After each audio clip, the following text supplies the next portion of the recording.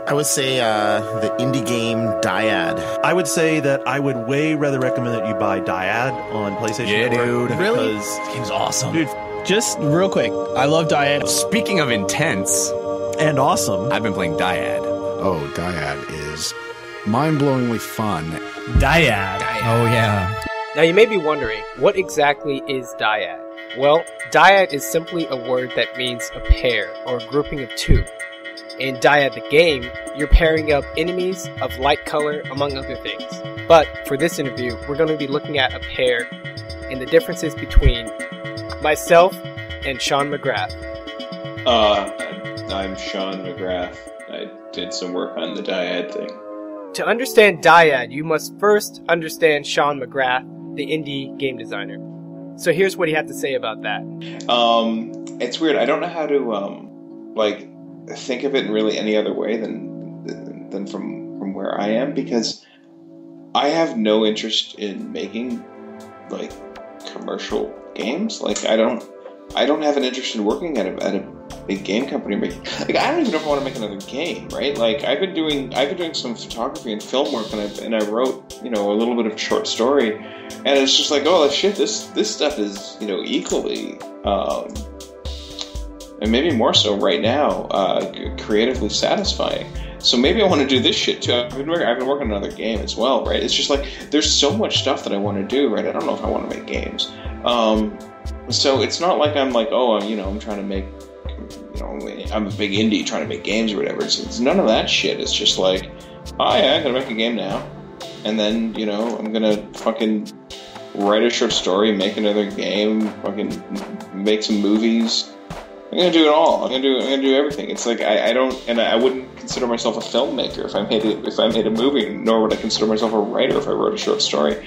It's just like, yeah, it's just doing some shit. So I don't really have any. I don't really have a comment necessarily on being an independent game maker. It's just something I was doing. If that makes any sense at all.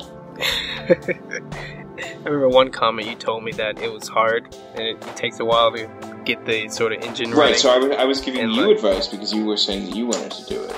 And I was like, you better spend 10 years on it, and everything you make for the first 10 years is going to be fucking terrible.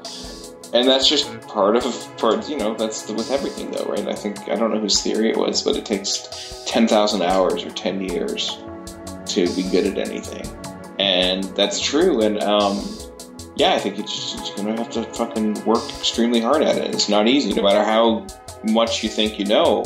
Even if you do know a lot, like, it doesn't mean anything. It's not easy to take formalized knowledge outside of the actual act of making something and make it, no matter how good you are. Like, I watch so many movies now, and I understand, at least the way I see it, in film techniques, and I can watch a movie and I can tell you, how they did certain shots and why certain shots are really good and why things are really important, and talk about pacing of story and things like that. I can critically dissect these things. I couldn't make a fucking movie to save my life, right? Because I know it'll take me 10 years of working at it before I can even think about doing something like good or doing something like meaningful in it. It's just how it is, right? It's hard, it takes time, and you gotta work really hard at it.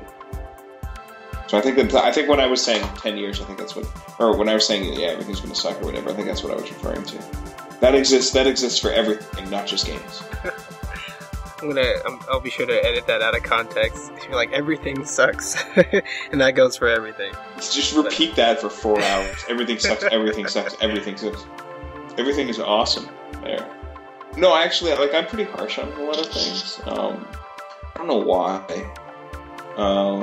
It's probably because it's like there's a solid 400 years of good music, and a solid there's maybe 400 years of good music, maybe 500 years of good painting and visual art, and or more even with sculpture and things like that, and maybe 50 years of really good film, and maybe not much time with good games. Most of the good stuff is older, actually.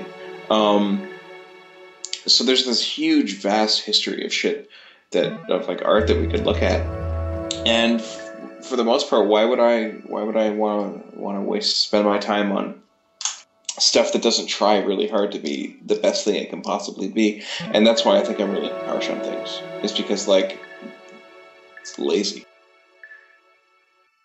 Dyad is a word that implies a balance, or two different ideas that never completely consolidate. And you'll see this happening in this interview between Shawn and myself.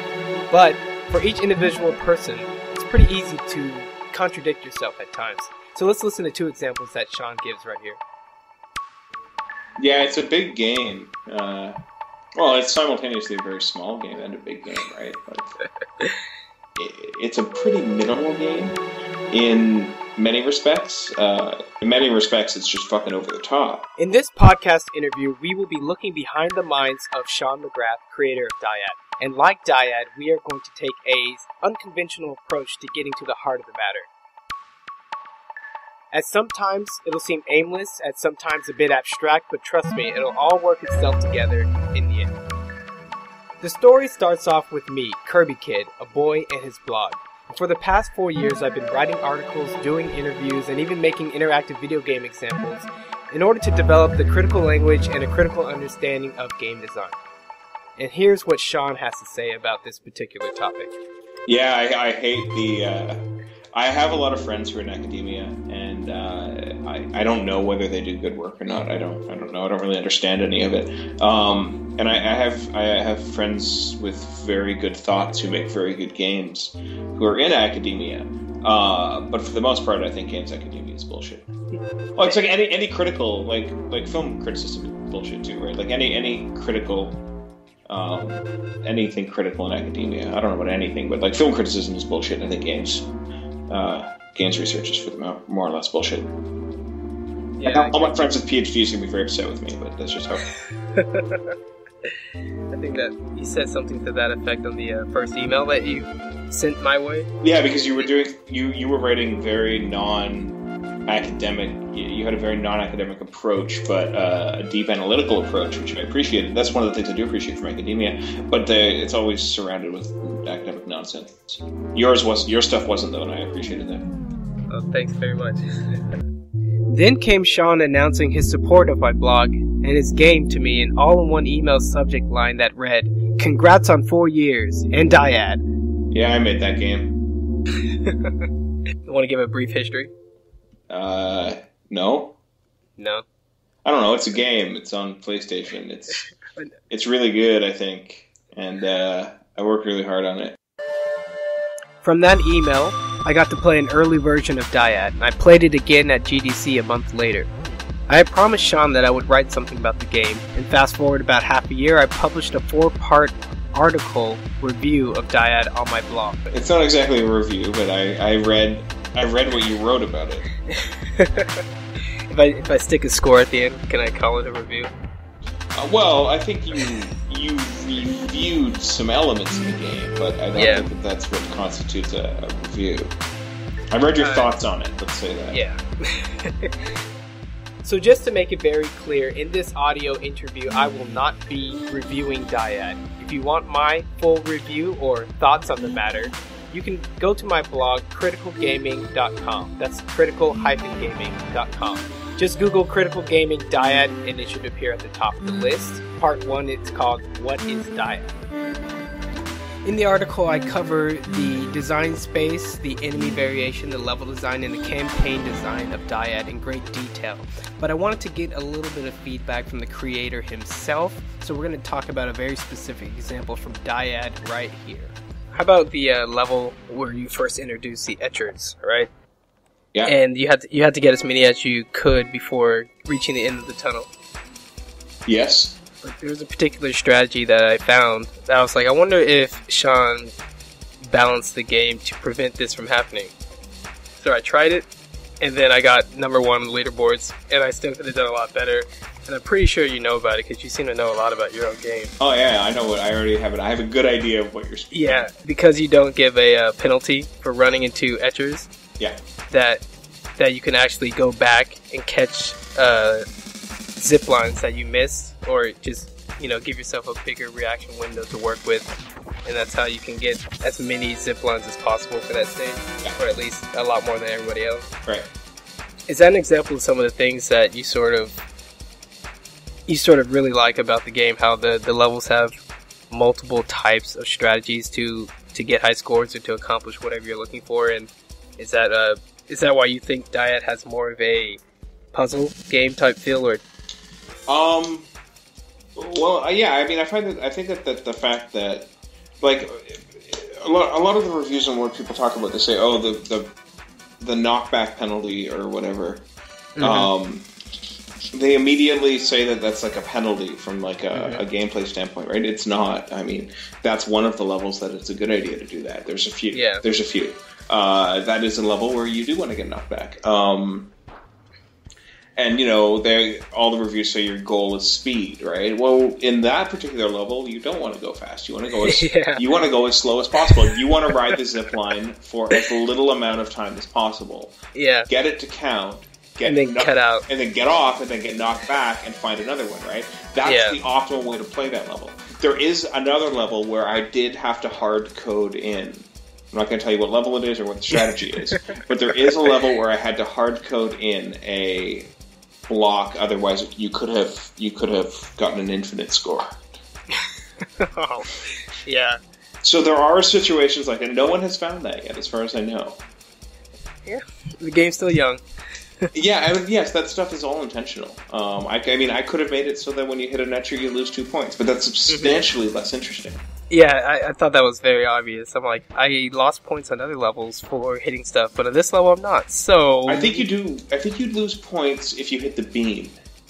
If you hit the beam? I think you lose points if you hit the beam. If I remember correctly, I'd have to play it again or look at the code. But I think you'd lose points if you hit the beam, and so it's important to teach the levels. You know, these levels are all teaching you something, and one of the things that level teaches you is to avoid the beam and run into and follow the trail but left behind, right? So that's intentional that you would lose points when you hit the beam. Maybe I took it out for some reason, I don't know. But if you run into the enemy, You don't need to be taught that anymore. So there's some like interesting sort of gameplay thing that you can add to that, right? So the fact that you don't lose points is totally intentional. And there's lots of like weird things like that you can play in every level. Or I don't know if something like that exists in every level necessarily, but something exists in most or all levels where if you think about the gameplay from how it's taught and the design space rules you already know, you should be able to come up with a new way of looking and approaching it. Yeah, so are you number one on the leaderboard still?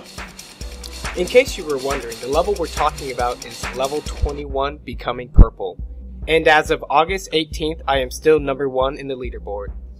Yeah, so right when I was first sort of getting into Dyad, and I was playing it at first, I played it a little bit before GDC, and then just sort of watching people play it at GDC and then listening to you talk about it, I figured this was the kind of design that you were working with. I figured you had a set of core interactions that you're working with, but then you put a lot of details into the way that these elements work. You wanted to balance things out to where like everything has a positive and a negative, and depending on the level, depending on the context, depending on the rules, that you should be able to take what you already understand and sort of flip it, twist it, or just apply it in a new way, and everything isn't as straightforward as it appears to be. Yeah, that's pretty accurate, I think. I mean, I think everything should have as much meaning as possible, that's all. It's like, if something is there, and it has... like, the thing I abhor about modern games is that whenever you're presented with a situation, there's always the best thing to do, so you should always just do that. Well, why don't you just make it... Why would I have some like designer imposed, like some authorial voice saying this is the best thing to do, here it is, and then I'm going to make it really hard for you to do that. It's just like, well, that's fucking stupid. So I don't like that school of game design at all. It's just like, if there's something that's the best thing to do, why don't I just always do it? Oh, because it's hard. Well, fuck that. Then I'm not interested in that game, right? So I wanted to take like what the best things to do. Like, it was really hard to when the game was starting out because we didn't have any of these mechanics in it, right? So I wanted to be like, what's the best thing to do? Go fast. Okay, we'll just make it really easy to do that. It's just like, oh, okay, well, how about steering? Steering is what's always complicated in racing games, right? Because like you have inertia and friction and all that nonsense. I was just like, oh, we'll just get rid of all that crap. and just like make it like seriously as easy as possible to do really hard stuff, and then figure out what to do out of that. It would be like taking a platforming game and being like, okay, so you can't ever fall off a platform, and wherever you jump, you always go to exactly where you want to go somehow. Like maybe the game pauses, or just something that's if the game pauses and you have to pick, that would be really boring. But yeah, something that feels good, something that you can actually play with, and just be like remove all things that we normally consider challenging, and then figure out what's cool in the game. And if nothing is cool about that, that's why I hate platformers. Or I don't hate necessarily platformers, but like if one of the problems I have with platformers is like the thing that's fun is jumping around. Well, make it if that's what the game is about. That's kind of boring. You sound a lot like, well, in many ways you're talking about a couple of different things here. Sort of the core design of a game, the straightforwardness of its level challenges, and then ultimately the difficulty of its level challenges. But for a moment there, you sounded exactly like one of my favorite game designers that I wrote about, the Masahiro Sakurai, and how he described how he approaches creating games his way. And you almost said it like word for word, but I don't even know who that is. He's the creator of Super Smash Bros., Kirby's Air Ride, Meteos, Kirby Superstar, creator of Kirby, the character itself. Oh yeah, I guess you do like him then. Yeah. But the way he described it, disassembly, or he looks at a game like that and he says, well, where's the core fun, and what can we take away just to get to that, and then how can we build it back up in a different direction? Oh yeah, that's totally how Dyad is made. Mm-hmm. Yeah, he's a smart guy. Or he's as dumb as I am, one of the two. One of the two. I get interviewed a lot, and people are like, So what were you trying to do with Dyad that's different? They asked me for formal. I don't think they asked me directly necessarily, but the undertone is that they want like a formal description of how all the systems came to be. Is there a kind of like a theory or a science behind the way you use sound and light to affect people that way? Mm-hmm. And how the game does what it does. And actually, some people just want to know what the fuck it does, right? And it's like, I did a lot of research. I did a lot of reading. I did a lot of that stuff. But how it was made and how all the shit that it does was constructed is I put a lot of stuff into the game. And I threw away most of it. Oh, like 90%. Yeah. Like 90+%. It's just like what's there is exactly what I needed it to be, but only because I fucking tried everything else. Like it's not like I did have a formal understanding and a formal background of knowledge as to what I was attempting to do, but like that took so little. That was so little of it, and like it was a small fraction of what was actually done in the game. What was done was just fucking making every possibility possible and being like, well, this isn't good, or well, this has something interesting in it, so let's distill what's interesting in it and take that and put it into the game in sort of a reasonable way. So like that's how it was made. Like that's how all that shit was done. It was just done instinctively and with a lot of work, not with a lot of boring academic stuff to it. So all that shit when you were like, oh, I was trying to figure all that stuff out. Yeah, you probably have a better understanding of it than I do, even though I made Dyad, because like I didn't do any of that stuff.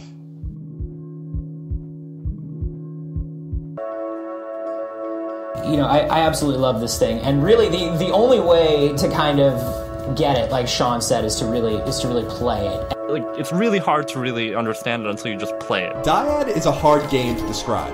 I've heard you describe this game on this show in TRS, and I need to play this because I have no idea what the hell's going on. Yeah, it's hard to explain, but so last week we were trying to explain it, and I wasn't really completely getting the gist of it. There was like, it's like Tempest, but there's spikes, and then you grab on the spikes and pull yourself into the tunnel. You have to see footage to even get a base of what's happening. You can't look at a video and go like, oh yeah, this totally makes sense. Like, it's an experience, this game. And again, like he said, it's one of those things where if you're alone in your room in the dark, it's the best way to experience it.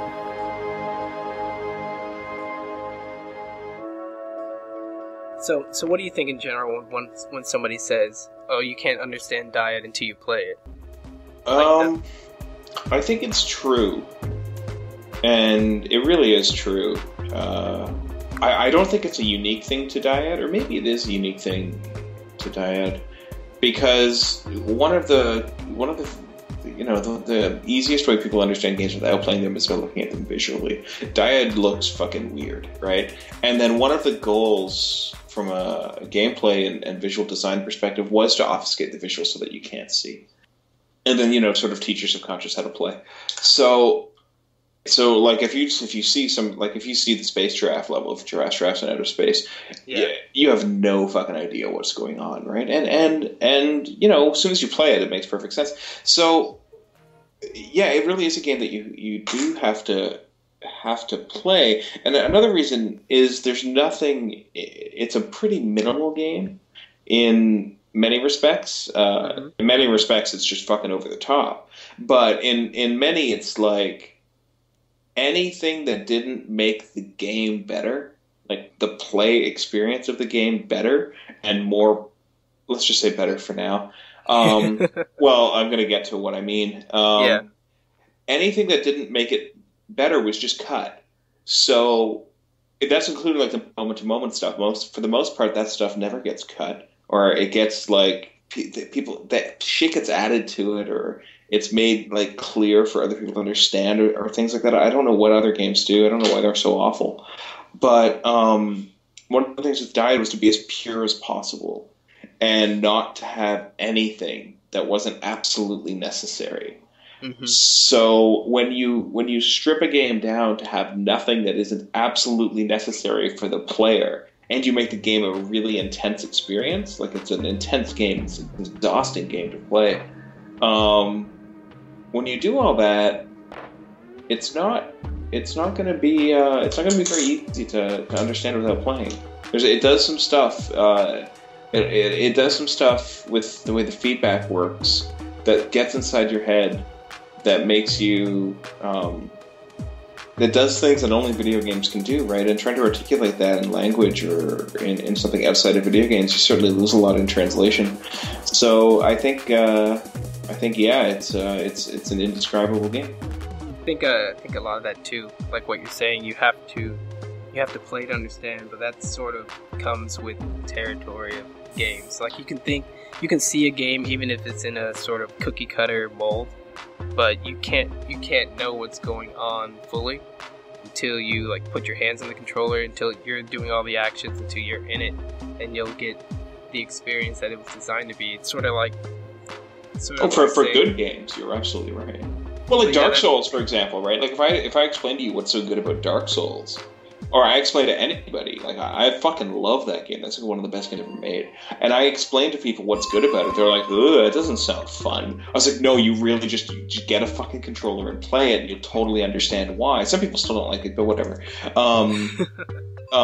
not for everybody. But like, what's interesting about Dark Souls is totally, you could describe it. Well, you could describe Dark Souls because it's not abstract, right? So you can, it exists in the understanding of the real world. So you can describe it, and people can sort of form their own abstraction about what they think that is like, and it's somewhat, you can somewhat understand that. But for Dyad, because it does the weird shit that Dark Souls does, and it also is like abstract visually and musically, it's like it's just another layer of shit people don't understand. I think you also did a lot of work to purposefully lead people off the mark when you presented Dyad, either in trailer form or in person. Like that one story you told me where you just kind of got up on the stage, showed the game on a really crazy level, and just said like thanks and walked off the stage without saying anything about the game. How did that story go? Well, basically, as you described it. Yeah. It was a pretty simple story. Yeah, I was doing it was a pitch talk at GDC that Sony was giving for their Pub Fund program.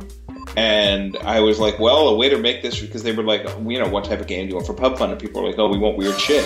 So I was like, oh, I got you guys covered. So, yeah, I went up on stage and I played the game, and I was like, Pub Fund is awesome because they fund games like this. And then, like, that was it. Trailers, like, you could have, in their trailers, I don't even know how much control you had over that, but in general, like, if you showed the levels at the beginning and said, this is how it starts, and kind of walked the video through sort of the lessons. I had one of those. Did I ever see that? I wonder if I did. It was the PSN introduction when I announced it for PlayStation. 2011, April, I think. Okay. I'll find it. I'll find it for you right now. Cool. I have that power. I have the internet. Yeah, internet. My videos on Vimeo here. Announced trailer. PSN trailer. Here, you can watch it right now. But yeah, this trailer here shows everything. It's boring as fuck. I mean, I did my best to make it interesting, and there's a decent piece of music and some, have decent video effects and good editing and stuff. But it's like, that's not fun. And like showing the early levels, like I did show people early levels. Do you know what people say when they see early levels? They say, "Oh, that game is boring." Yeah. Right. So it's like it's a real tough. Like people think that people assume that like. Without playing it, you look at the third level and you're like, oh, that's really easy. How could anyone fail that? You fucking play the third level without playing the first two? That level's hard. If you stepped into a middle level, it's impossible. Yeah. It's impossible. And it's like every level that's not level 1 is hard. And the third level's boring to watch.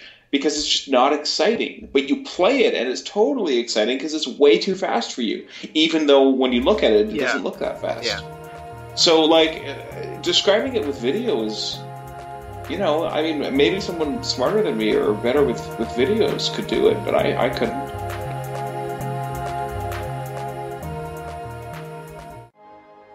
Like, I was actually kind of turned off by the media coverage of this game because everybody's like, oh, it's like you're on drugs. Right. Best way to advertise it. And I'm like, well, is that all people can say about the game? Is that it looks like you're on drugs? Just constantly, I don't know, it's almost like virtual meth or something. It really is, dude. So he created this. It's the closest to tripping balls you'll ever have in a video game. So he created like back of the box. The skeleton. You have to be in a dark room. You have to be alone. You have to be uninterrupted with all this craziness. Who did? You have to be on acid. You have to. I've never done drugs, but I bet it doesn't feel like this. Dude, I tried a remix level yesterday, and that's when I felt like I was on drugs. Really.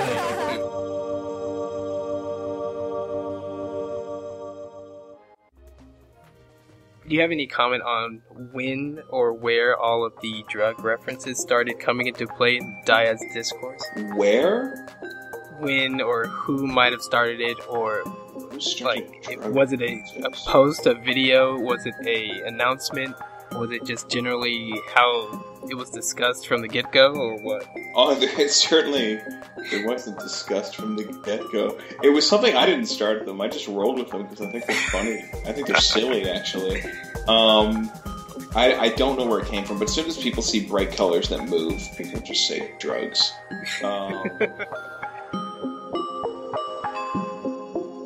I was just so overwhelmed by it. I think I was drooling at one point. Yeah. I'm like, sorry, just colors. Bright, vibrant colors, not quite neon, but very much like coursing with electricity and lots of special effects on them. Somebody on the internet said like their eyeballs were bleeding rainbows or something. That's kind of how it feels. Yes. Sensory overload. It's just lots of colors. It's just like... I mean, it's totally true. I don't know. I don't know where it started. I didn't start it. Yeah, I kind of got that impression. Like on the website, you make references to hallucinogenic experiences. Were you riffing off of these sort of drug references, or is that something that you had in mind from the beginning? I didn't. And do you think of that as separate? Well, I didn't have it in mind, initially at least. Let's see. We did have meditation in mind.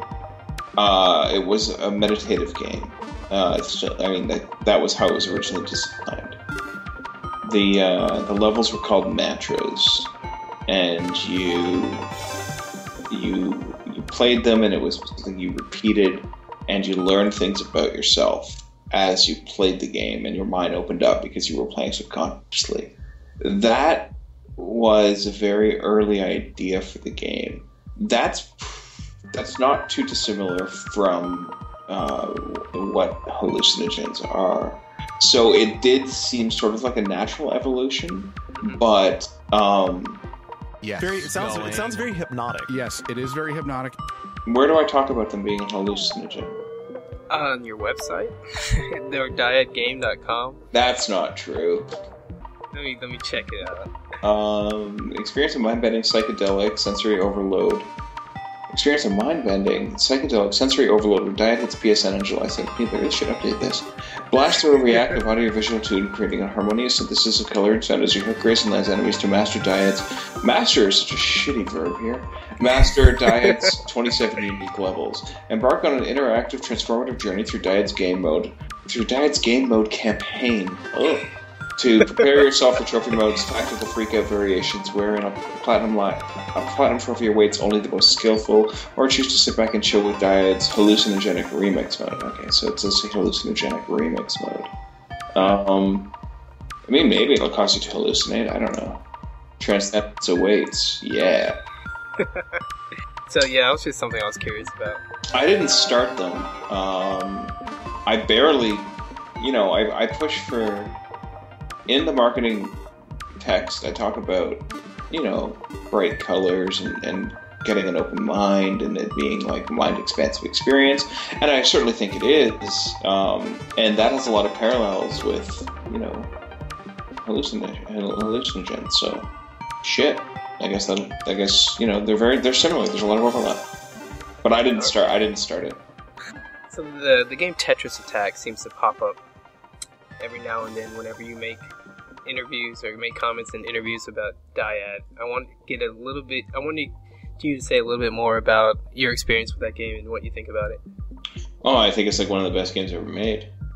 When did you start playing it? Like on SNES, back when it was Tetris Attack, or did you play any other versions? I think I've played all the versions. They sort of worked out this particular strategy that it's a lot less freestyling than I would like, but I've seen one where they just sort of dig out a column in the middle, an empty column, then they can dump anything they want from the left and right to quickly keep a chain going and get lots of points. I don't know how I feel about that overall. Yeah, the game breaks down at a super high level. Like, the whole garbage system is, like, it's just flawed. Yeah. It's broken. It doesn't work. But, the core of the game is, the best. Yeah, solid. It's like it's probably like the one of the best games I've ever played from that respect.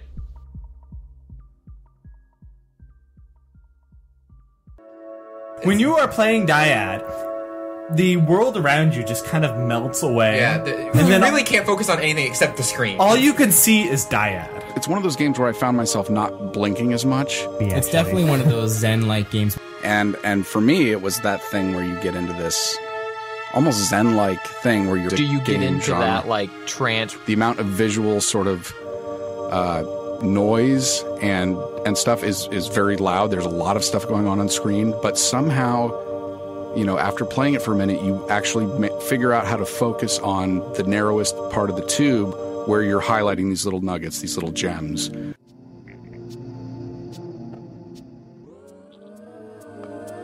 How about this? When you reach that Zen state of mind with Tetris, where all you see are the gaps in your body and mind that need to be fulfilled with life-affirming tetraminos, and the act of rotating and dropping blocks is as natural to you as breathing, he's basically describing that moment and comparing that to the Zen moments you get in Dyad, where eventually everything drains away and speed becomes unmanageable. That's when your Zen moment breaks. But in general, I have a couple of quotes here talking about how you can get into the zone when playing Dyad. And I want to know what you think before I tell you. So he said that the Zen breaks when you go too fast. Yeah, he said that. Well, he's wrong, because that's why the lance exists. Like, there's a very clear reason why it's there. I mean, there's lots of reasons why it's there, and that's one of them. But anyways... He just needs to be better with the mechanics, I think. So in general, though, getting into the zone, something you can do in Dyad, you can also do in other games, correct? Yeah, lots of games, yeah. I think a lot of people have been playing the same sort of shooter experience over and over and over, which is very sort of checkpoint managed, story-based, sort of set-piece, not interactively interesting kind of shooter set pieces. And when they get to a game like Dyad, which is about the gameplay exclusively or foremost, and it's designed completely around that to a very efficient and elegant degree. You get people sort of coming out with these kinds of statements that I feel apply to like all good games or all gaming experiences that each individual likes. When they put their energy and their focus into, they sort of get closer and closer to entering these zen-like states. Well, I think Dyad is better at it than other games, but it's not better at it because of necessarily how it's designed. I mean, there's some overarching design reasons why, but there were some choices that were made that are actually quite simple that make it better suited for it. So, for me personally, the best games for getting in the zone have been racing games. And the reason for that is, after I did a lot of research and discovery and sort of figured some shit out, is that when your difficulty is tied to your action in a very elegant way, as racing games are, speed up, you have less time to react, shit's harder, right? Like, it's a very, very simple reaction. That is more conducive to being in the zone. A tunnel is a fucking visual representation of the zone, right? So a constant beat kick drum is an aural representation of a zone. So all of these choices were simple and not complex, and any idiot could have done them, but they were the correct choices that make Dyad more zone-like than I think any other game. And that's the only reason why. Because it has a constant kick drum, it happens in a tube, and it's a racing game where when you speed up, shit gets harder. So I think they're correct in saying that. I think they're probably blowing it way out of proportion relative to other games, but I do think that it's probably, it's the best that I know of. Maybe there's better. Well put.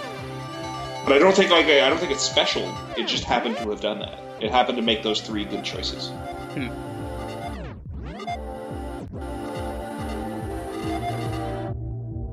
What's the genre of this game? This is a PS3 game, and it is a kind of a racing. Not really racing. Puzzler, really? Hybrid puzzle would give you the wrong impression. It's like a twitchy arcade style action game. It's like a Jeff Minter game, only good. At its essence, Dyad is a puzzle game.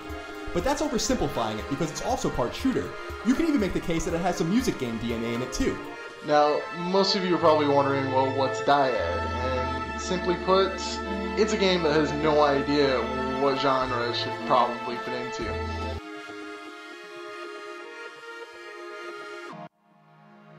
So what genre would you put Dyad in? I don't know. It doesn't fit in any genre, right? Like, it's not a racing game. It's not a puzzle game. It's not an action game. It's not an arcade game. But it kind of it is an action game. Well, everything is an action game. I don't think that's a everything but turn-based games, of course.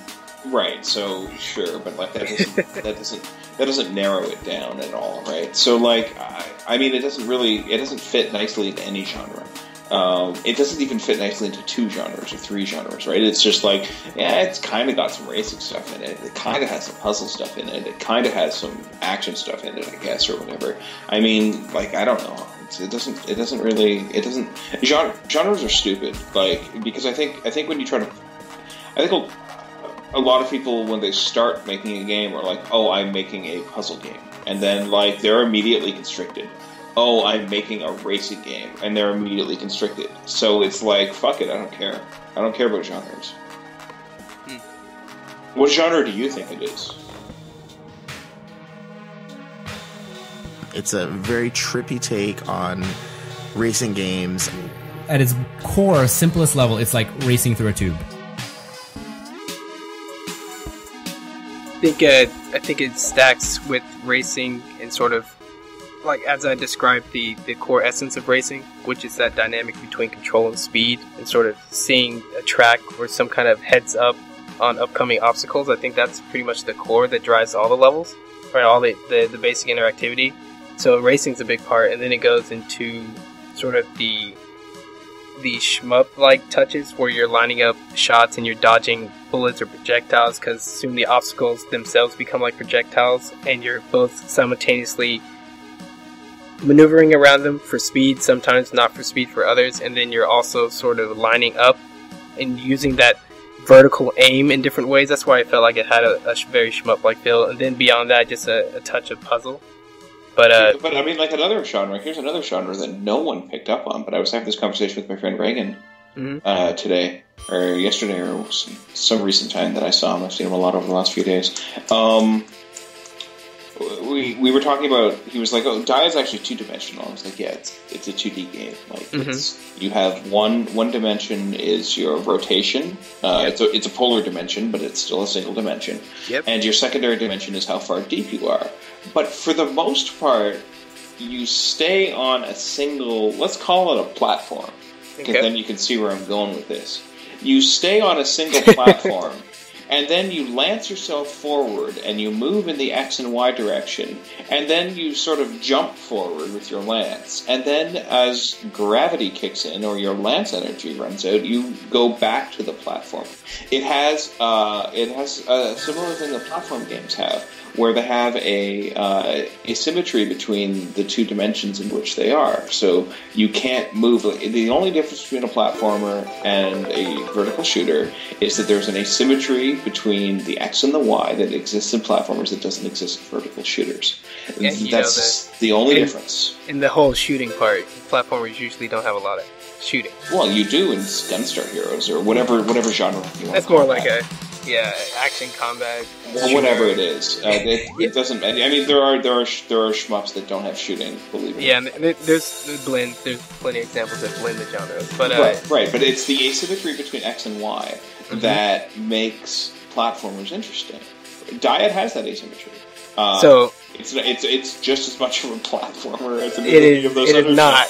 It is not. So here's the cool part: when you strip a genre, like a video game genre, down to its essence, and you're really looking at what its core fun is, the more you strip away sort of the particular recognizable genre-defining items, like for racing games, it's cars, and like for shooters, it's some kind of projectile weapon. Like, the more you strip it down, you get to its essence, then all the genres become closer and closer, like more similar. You could say that in a way, like, oh, the struggle between maneuvering around enemies and the struggle between shooting them makes this more like a, like, it's not. Well, no. Well, yeah, sure, but what I was talking about was just the asymmetry. Yeah, just the asymmetry. So when you do abstract it and simplify it down there, of course, it's gonna make it a lot.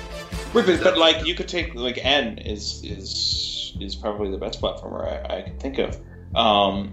If you take N, it's pretty fucking simple. The only thing that exists in it is nuance of movement and asymmetry between X and Y.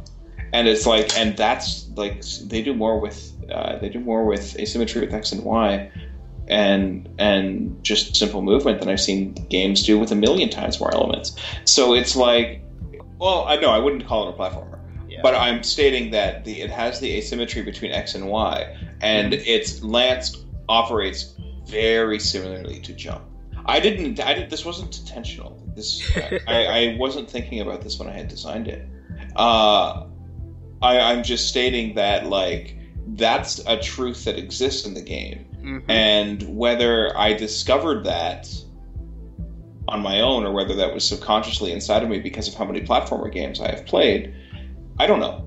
Did you ever make that announcement that you said you would, or is it still within that timing window that you said you didn't want to say anything about? You probably know what I'm talking about. Oh yeah, no, we're not talking about that yet.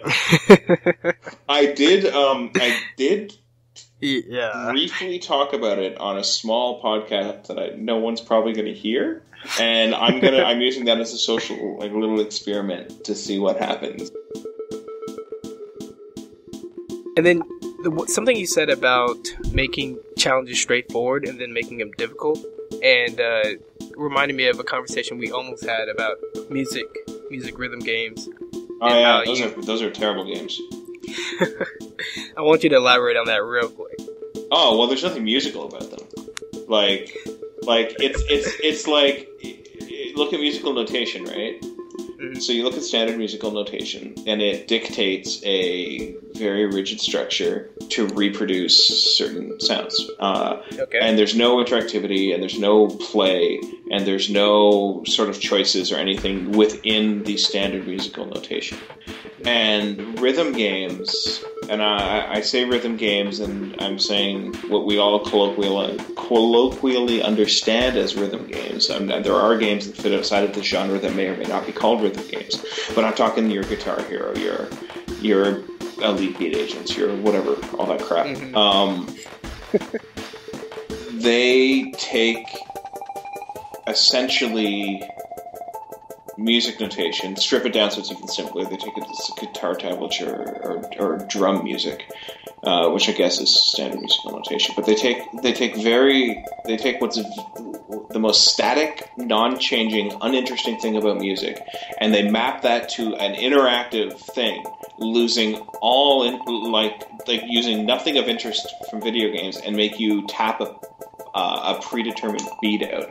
And then when you fail, when you fail in quotes, when you do something that you were not explicitly told to do, rather than it being like, oh man, you win for doing something different, you get like a bad sound.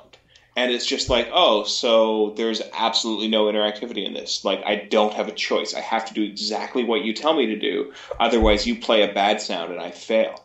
That's not fucking interesting. That's really that's sad. Like, that's not cool to me at all. I think that's the wrong way to approach music, and I don't know anything about music, so I think that's the wrong way to approach games. Like, do X, and if you don't do X, you fail. Ugh. Well, so a couple of things I want to clear up.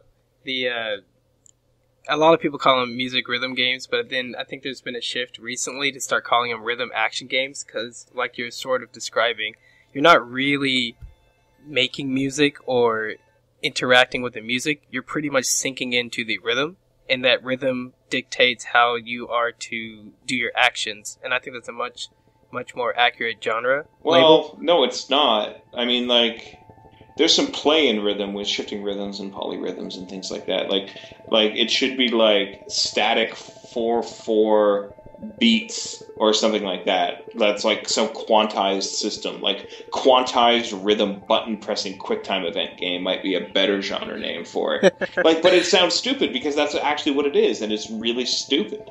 Like they're bad. It's a bad path for games to be on. And then you also sort of are saying that you want all games to feature some kind of creativity, and not all games and not all gameplay has to or should. So in this case, a rhythm action game should be perfectly at home, just syncing up its challenges with the rhythm, and then you go ahead and do your actions according to that rhythm. Wait, but why shouldn't all gameplay have creativity? You have options. If some should, then some shouldn't. Gameplay and games are pretty big category. What? No, that's not true. The word play means... It means? Well, it means many things. Go ahead. I mean, there's a lot. If you sit there and you interact with Guitar Hero, you're not playing because you have no freedom. If your thing is, I'll just fail then and quit the game, it's just like then your choice has been boiled down to whether I even start the game or whether I don't start the game, right? So that's the only play that comes in, is you sitting on the couch and being like, well, geez, do I want to put the disc in or whatever you use to play these games in now? I don't know. Or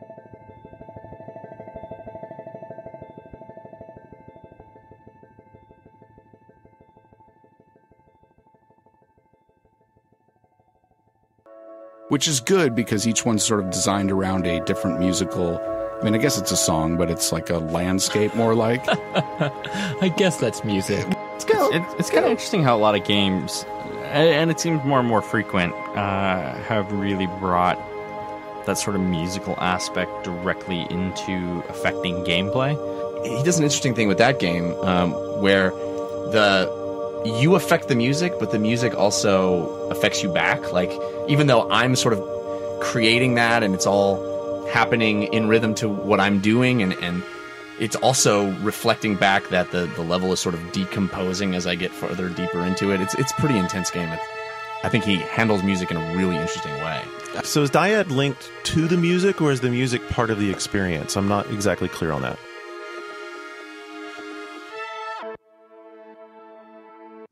how would you describe Dyad as far as being a game and also trying to provide this musical interactive experience? Well, this is the thing with Dyad. I don't care about the music. It's not important. I don't care about I mean, it's important on a whole, but it's not what was the most interesting to me. I don't care about, I had nothing to do with the music, so I had nothing to do with the music, but the music was made by my friend David Kanega, and it might be argued that some cynic would argue that I'm saying this because I didn't, it was the one thing I didn't have direct control over. So I will say that the graphics I don't give a fuck about, right? Like I did all those, and they mean nothing to me, right? They're just they're a way of communicating information, just as the sound is, right? And they're a way of manipulating your brain moderately. But what was interesting was the mechanics of the game. So, like, how Dyad differs is it didn't try to do anything, like, contrived with the music the way these games are. It didn't try to do that with the visuals or anything like that. It tried to augment the underlying system of the game. It happens to do it extremely well, which is why it's being called a music game, because games do music, for the most part, games do music, or at least interactive music, so unbelievably terribly that when someone comes around and does it pretty good, like I think Dyad does it really good, people are like, oh, it's a music game. Only because it did music well. But it's not a music game. It's not a graphics game either, right? Like, I think it does the graphics really well too, right? But like, and there's debates. Some people hate the music, some people hate the graphics, right? Well, fuck those people. But it's not a music game. It's not a graphics game. There's a very delicate underlying system in the game, and that's what's important in the game, as far as I'm concerned. I would have to agree with you on part of that, because I like how I like the soundscape and the entire design of the music in Dyad, and I like how a lot of the interactions have different sound effects that are well tuned to whatever the particular track is for a level. It's ridiculous too, because there's fucking chord changes happening all over the place. Yeah, but I wasn't anything close to calling Dyad sort of an interactive music game. I always felt like the music was reactive, and you're sort of playing the game, and it augments and it gives you feedback on the things that you're doing and controlling. Sort of like the interactivity and the gameplay experience is first, and then everything else supports that by giving you all these different kinds of feedback. And it's just really interesting because you put a lot of different layers into it, and a lot of those parts work really well. But you're not creating music. You don't go in the level to you don't go into the main level necessarily to make music, but you do have a lot of options over it and control, especially in the remix parts. Well, I would agree with you that wasn't important, but to say that you don't make music, I think, is not true. I think you do make music. I think Dyad is better for making music than Guitar Hero. I think you have more control over the output of the music. I mean, whether it automatically harmonizes everything for you or whatever. But the rules of the game, like I had a conversation with David the other day about if Soulcalibur was done to interactive music, it would be one of the best music instruments ever. Like, it would be so cool, because the underlying system of the game that indicates some sort of rhythm, right? And then you could do various things to do pitches and harmonies and things like that. But like, the rhythm of how the game elements are laid out dictates the music to a point, but how you choose to interact with them, I mean, you have a lot of freedom in Dyad. So to say that it's not a musical instrument, or say that it doesn't create music, I disagree with. But it's certainly not the focus of the game. It's just a thing that was done well. That's what I sort of mean by it's reactive, where... Yeah, but so is a trumpet. Yeah, but your primary goal is to make sounds and make music with the trumpet when you play. Dyad, you're playing a game with these objectives, and as you do that, everything else reacts around you. Right. You could say the same thing for Wind Waker's combat and Zelda for GameCube. You get in combat, you have your beat that goes down your drum bass line, and then as you block or attack, the different notes and the different small bits of melody come in. And if you attack more rapidly, you get an extended melody. If you get hit, different sound effects play. And the more enemies you attack, of course, the music reacts in the very same way that you might describe Dyad as reacting. But I wouldn't call that sort of your primary goal is making music. I wouldn't say it's a primary goal, but I would say Wind Waker has better interactive music than pretty much every other game that claims to have good interactive music. So then on that angle, you could say that any game with any kind of soundscape that's even like remotely harmonious, remotely in scale or in tone, could be a music, or you're creating music in the same way you are with Wind Waker or Dyad. It's just like it depends on your preference or what you consider music or all these other factors. Oh yeah, I think all of these games are music games. It's just like Soulcalibur. So Soulcalibur is a fucking music game. It just happens to be that they use grunts and sword slashing sounds and stabbing sounds for things, right? But if they if these people, because they've created a really amazing rhythm with Soulcalibur, if they had the people who made this were like, okay, we're not going to push for this realism angle because it's boring and no one cares, and we were going to actually get like a musician to come in here and set pitches and set certain melodies and maybe some arpeggios somewhere, or like feel the mood of the character and build stuff up then and have like these really crazy sword fights that maybe trigger drum samples or something like that. If they had done that, Soulcalibur would have been amazing. Or Soulcalibur is amazing, but it's one of my favorite games. But like the music, it would have been so musical. It would have been amazing.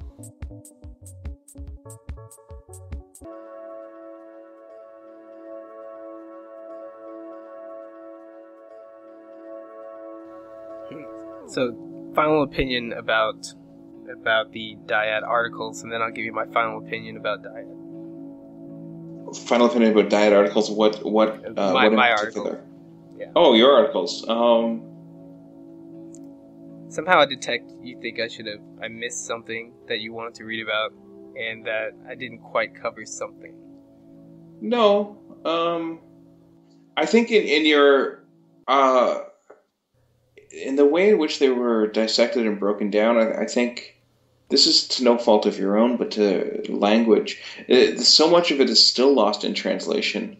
Like, you claim in one of the articles that, like, oh yeah, we can't actually talk about it because it's broken down into these ways. And it's like, well, kinda.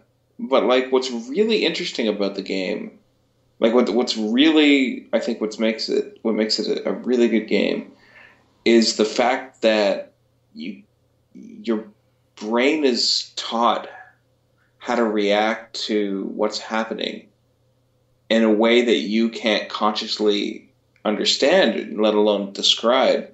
And you instinctively do things, and you're using instincts you hadn't had 3 hours prior. So that's what's really interesting about the game, and how to communicate that in words, I don't know, and I don't think I don't know if that's what you found interesting. I think that's what you found interesting, though, and I don't think you succeeded in communicating that in words, because I don't think it's something that can be communicated in words. So other than the complaint other than my reaction that it's not possible to sort of summarize what's good about the game. If it was possible to summarize what's good about the game, then I should have just written a summary, and I shouldn't have bothered making the game. So, I mean, I guess it makes perfect sense. So, I mean, I don't really have anything to say about it other than that, I guess. Is that, like, trying to summarize the game isn't possible. And if it was possible, I should have just written a summary. Mm-hmm. Yeah. How's that? I'll take it. So Dyad, right? You were going to give me your final thoughts on the game. Mm-hmm. Other than, like, a glitch, a bug here and there, There's no bugs. There's one bug. There's one bug. One bug? Alright. Wait, did you find more than one bug? Seriously? There is one bug, and I have fixed it for the European version. And I'm going to issue a patch soon. But is there seriously more than one bug? There's only one bug that I could repeat. Okay. But then I think there's just another time where either the system froze up or something weird happened with the menu. But couldn't repeat that one. So don't worry about that. But it's I mean, other than the one bug that we all know about, it is relatively, it's like bug free, right? Like, I worked really hard not to have any fucking bugs. Mm-hmm. I couldn't find any other bugs. No. And that's my profession, so feel good about that. That's good to know. And then I wouldn't change anything about Dyad. Oh, so you mean it's perfect? Yeah, I think for the way you, just knowing a little bit about your background and then what you put into it, what you tried to create, and sort of your philosophies, like it is what you wanted to make, and you can tell there's a lot of work put into it. And I wouldn't change anything. There wouldn't be anything I would change to improve the gameplay this way or that way. And because it was built on sort of a hierarchy of, like, let's make this interactive and let's make this gameplay meaningful, then everything else is put into a very clear context, at least one that I understand. So if I gave scores, it would get a very high score, but I'm not gonna. Yeah. Well, well, thank you. I'm glad you really liked it, and I think that it's important that people hate it, and there are certainly people who hate it. So yeah, I think it's really important for people to hate the game, and I'm glad some people hate it. I think that if it didn't have strong negative opinions towards it, then it wasn't saying anything. Yeah. And I think it's, I think if it's trying to say something, then it should have people who dislike it. And it certainly does. And it should have people that like your perspective of it, like the way in which you described your opinion of it. You didn't say it was like, oh, this is the best game ever. You said, for what you were trying to do, this is really good. It's like, yeah, that's right. Because like, it's not supposed to be a Nintendo game. Yeah. It's not supposed to be something that is just like clearly polished for consumption by people with no rough edges that no one can get. It's not supposed to be a shiny, glossy thing that's not trying to be middle of the road and not trying to say anything and trying to be like a really polished experience. It's not that at all. It's supposed to be, it's supposed to be fucking rough at times, right? Mm-hmm. It's supposed to be like you're playing it and then the game fucking screams at you when it was calmed 6 seconds earlier. And you're like, what the fuck is going on? Or you drop your controller and you never want to see the game again. Like, it's supposed to have moments like that. And the way in which you summarized it clearly indicates that happened to you, which I think is good. Did you find some parts incredibly horrifying?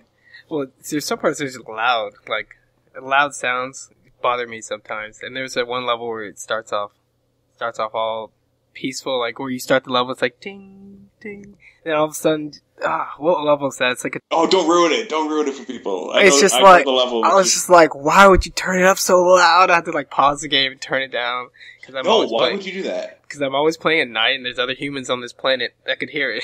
Oh, it's meant to be loud. Like, yeah, I definitely want to dive more into sort of turning it all the way up and being in the dark room as you suggest. And there's a lot more I want to do and play, but I think I'm going to let it settle for a while and come back to it. I think one of the things I really appreciate most about the game is how much it reveals so many things that I've been writing about as far as game design and good game design, and it also it reveals it brings certain things into clear focus, and it challenged me to think about skill in new ways. And when I first checked it out in February, I'm like, in order to be comfortable talking about certain aspects of this game, I think I'm going to have to write, and I drew this little map, and I had this map of all these concepts I needed to work through before I could write about Dyad, and Dyad's right in the middle. So then, since GDC, I had to write all those articles before it just to get to a place comfortable in my head where I wanted to write about Dyad, and it's still making me think about neat things. So that's a very, very big accomplishment on your part. I'm sure it was an accident, but thanks. Yeah, this is what I hate about it.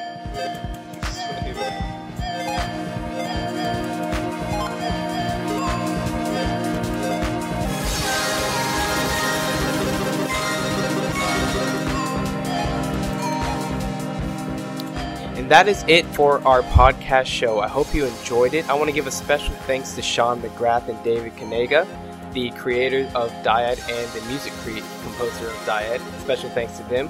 Dyad is a PSN exclusive for $15. If you want to check it out and find out all the crazy things that we've been talking about on this interview and in the articles, just check out the free demo of Dyad. Download it on the PSN store today. On a side note, I want to give a special thanks to We Can Confirm, the Totally Rad Show, and the 8-4 Play podcast, and the YouTube videos that I also took audio quotes from, the Game Explain, IGN, Team X Eggs, and Rev 3 Game videos on YouTube. Check those guys out. They all make great videos talking about Dyad. If you want to be a part of the Dyad conversation, or just in general want to talk about game design in a very high level and a very critical fashion, then feel free to contact me. My blog, critical-gaming.com. There's an about page where you can get in contact with me in a variety of different ways. So come join the conversation. If you have questions, I can pass them along or answer them myself, and it should all be good. Thank you very much. This has been the first podcast that I created all by myself. So if you like it, please give me some feedback. And if you don't, if you have any helpful tips, I'd love to hear that as well. And please enjoy the rest of the show. Thank you. Until next time, peace. Everything sucks, everything sucks, everything sucks, everything sucks, everything sucks, everything sucks. Everything is awesome.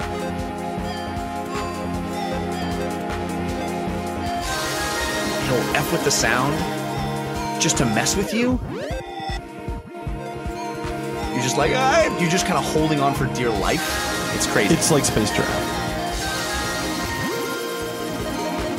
The sound will sort of like get cacophonous and amelodic, you know. So you start getting tense when you're playing it because it's like, it's like. I needed a little break after that. And it's a blast, and you should check it out. Awesome. DYAD. Look it up on YouTube. It is reminiscent of Tempest in the sense that you are rotating around a cone that you're going down, but you are propelling yourself by grabbing onto things and pulling yourself through that cone. Sensory overload. What's your tolerance level for games that are so sensory engrossing that they have a physical effect on you? You know, like, so for instance, Dyad certainly is one of them. Right. It's a surprisingly deep game. You would learn a new concept, and you would only have to worry about that new concept. Every single level has new concepts. And then he just keeps adding new things and adding new things and adding new things. And like it just gets faster and faster and faster and faster. Then in a very indie sort of way said, okay, I've got music, I've got colors, I've got character moving through here. And all these new concepts. What can I do with it? New concept after new concept after new concept after new concept. It's really cool. It's a fantastic game. It's really, really great.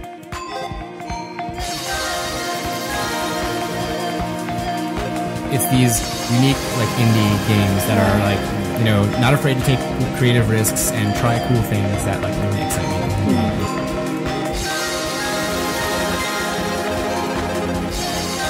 It's actually a really good game. It is a very good game. It is actually, it has good gameplay. Cylindrical, you know, area that you're sort of going into. You can rotate 360 degrees around it. And by the end, I was just hanging on for dear life. Literally, it's just like.